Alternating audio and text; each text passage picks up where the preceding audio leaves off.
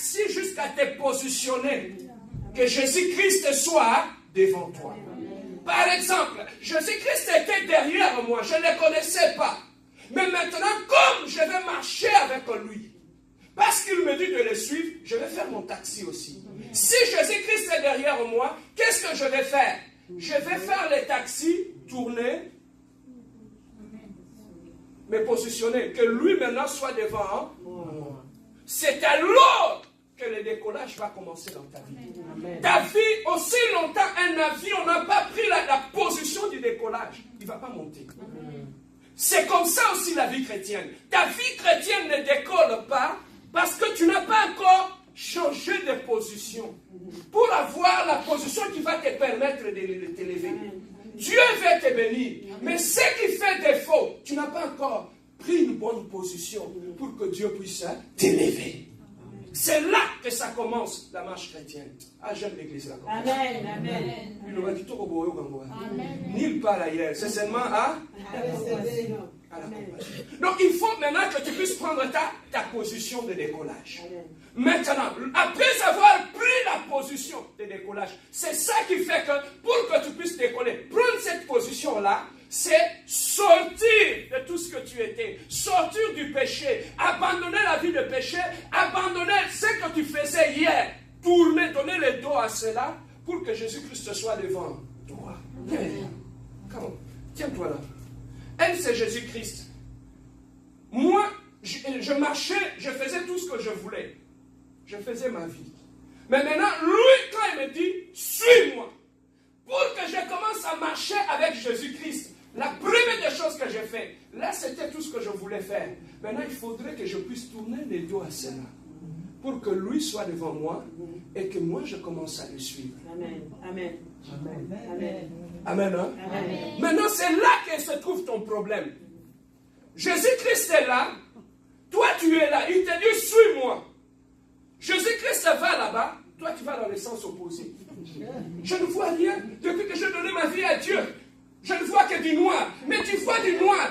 Parce que ce n'est pas là que tu devais partir. Tu devais tourner. C'est là que tu devais partir. Parce que ta bénédiction se trouve là. Lorsque tu as les dos tournés à Jésus-Christ, tu iras d'église en église. Tu chercheras des prophètes. Tu chercheras tout. Parce que tu as tourné le dos à celui qui t'avait dit suis-moi. Mais lorsque tu vas tourner, tu vas commencer à le voir devant toi. Tu vas commencer à écouter ses directives. Amen. Quand il te dit avance, tu avances. Amen. Quand il te dit recule, recule. Amen. Parce que c'est lui qui connaît où est-ce que tu es en train d'aller. Thank you, sister. Take it. Alors, c'est comme ça aussi que commence la vie chrétienne.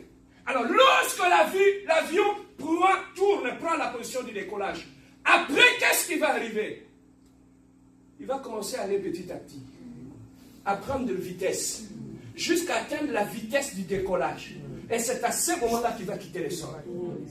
Donc, il y a une vitesse que le moteur doit atteindre pour qu'il quitte le sol. Amen. Aussi longtemps, les moteurs n'ont pas encore atteint cette vitesse-là, le nombre de tours par minute, l'avion ne pourra pas laisser le sol. Donc, pour que tu puisses quitter certaines choses, il y a des manœuvres que tu dois faire dans ta vie. Amen. Et toutes ces manœuvres-là, je vais te montrer ici, qu'est-ce qu'il faut faire dans la vie pour quitter le sol, commencer à monter avec Jésus-Christ. Voilà pourquoi on dit, avec Jésus-Christ, nous irons toujours plus haut. Parce que lui nous appelle à monter. Il ne nous appelle pas à marcher sur la terre. Amen. Hein? Alors, comment cela se fera? Nous rentrons dans la Bible. Jésus-Christ a appelé. Il a sauvé Israël, a fait 400 ans dans l'Égypte comme esclaves. Et là, en Égypte, ils étaient bien aimés en train de faire ça. Ils souffraient. Le matin au soir, ils travaillaient sous la fouet. On les frappait et et qui construisaient les pyramides que vous voyez en Égypte là. Ils les construisaient brique par brique. Je me demande quelle force que ce peuple avait. Ils travaillaient nuit et jour sans se fatiguer.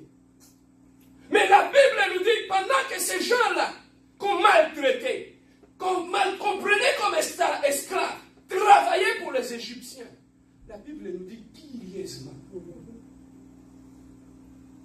ces gens-là, jour après jour, ils s'est multiplié. Le peuple d'Israël commençait à devenir nombreux. Il s'est multiplié. Maintenant, Pharaon a dit, ces gens, la façon qu'ils sont en train de se multiplier, si on les laisse, ils vont prendre notre contrôle. Qu'est-ce qu'on va faire? On va demander à nos sages-femmes, lorsque les femmes israéliennes seront en train d'accoucher, que le sage-femme égyptien tue le bébé avant leur accouchement. Comme ça, ils ne vont plus se multiplier. Mais bien aimé, le peuple d'Israël, Pharaon ne savait pas que ce peuple-là était un peuple de Dieu. Amen. Amen. Pendant qu'ils planifiaient le mal, Israël ne savait pas. Pendant qu'ils faisaient leurs réunions, Israël ne savait pas. Alors, lorsque le peuple d'Israël, bien aimé, les femmes égyptiennes commençaient à coucher.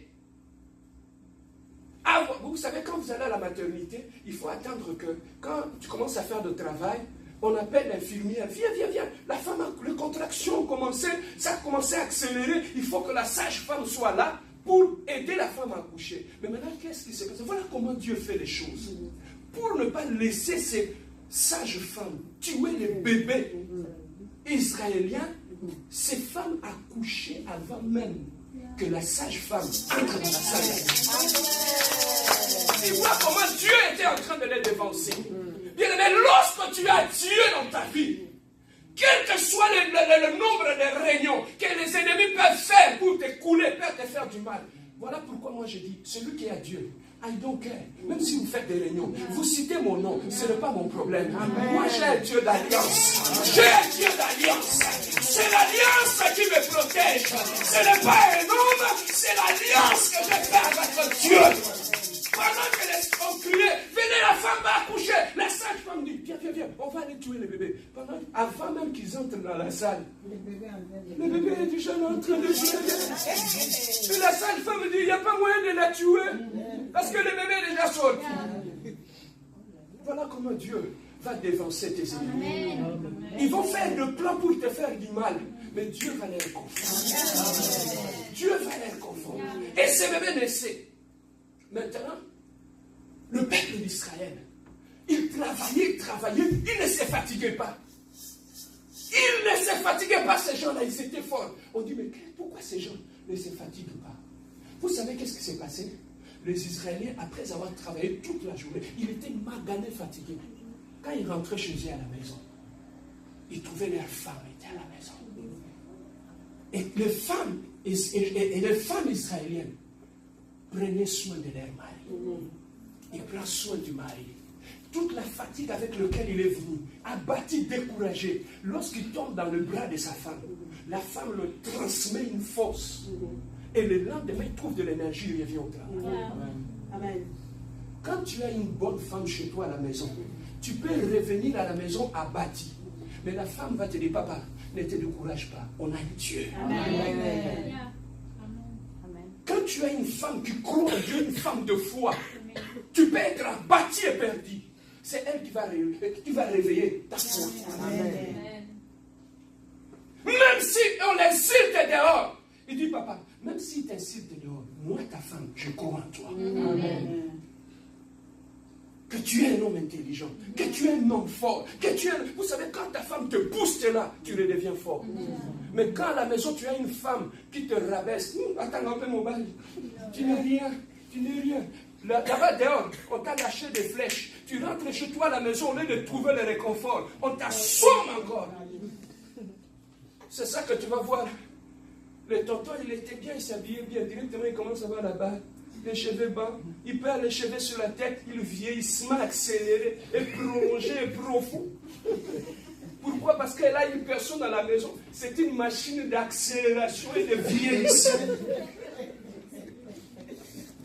Il y a des gens qui peuvent te dire de mauvaises paroles. Ça te fait vieillir le même jour.